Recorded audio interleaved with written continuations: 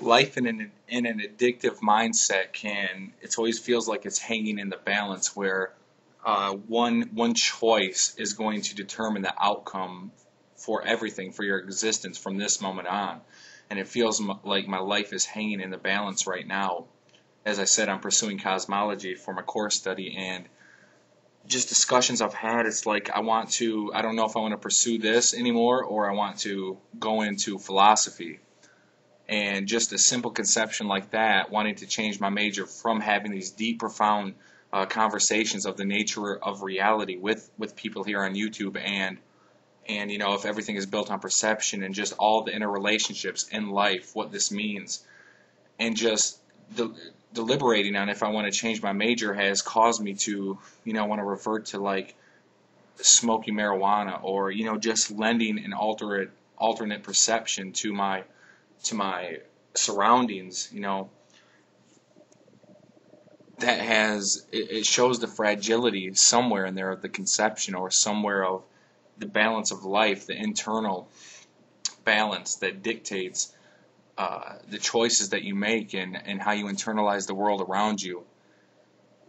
So this moment feels like it holds an abundance of significance, and I could go either way from this point and exploring my surroundings, and I don't want to make the wrong choice. I'd like feedback from all of you if you think this sense of being that I am attributing to a substance, once again, if such a fragile conception of wanting to change my major from cosmology to philosophy, and in making that choice or recognizing that I want to do that, I think that cannabis could enhance the experience and lend an alternate perspective or another perspective into how I'm viewing the world, and perhaps heighten the conversations or the outlooks that I have with what surrounds me.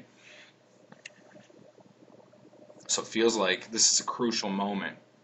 Everything is predicated in the now, of course, but it feels heightened, feels amplified, and I could make a number of choices that could either solidify my being or invoke the theme of self-destruction, which seems to be prevalent in everyone who prescribes to taking substances. And once I believe I have an addictive nature, that's just my nature or my natural state. No matter what I pursue, it's with ferocity and vengeance, and not vengeance in addition, in a negative connotation. Just I pursue it with the utmost of my being, unabatedly, and that can be a destructive theme, and it's a destructive mantra in my life where everything is overbearing, everything is to the maximum effect. I can't pursue something, and so I got to realize that I got to realize that I can't do things in moderation. That whatever I'm going to pursue will ultimately snowball, and become out of my hands. The butterfly effect. If I do begin to say smoke herb again, and will that catapult and become something more than that? Will I resort to other things as well? Although I can maintain it for a certain time, will that doom me to destruction and strip me of all my motivation and aspirations? Through internal reflection, I hope to come up with the answer, but also YouTube provides a forum where I can get feedback and hear the opinions from others if you think this is self-destruction, as it seems that all addicts embody this theme. And I don't like to give myself the label of addict, although it might be true, not necessarily to just a substance, but an addict in whatever endeavor I pursue. So I don't like to give the labels power over the individual. I think that can overpower anything else. If you're, if there's recognition with you in a title, you can become just that, and the self can internalize that. And the words we use to depict who we are and what we're referencing can shape who we are.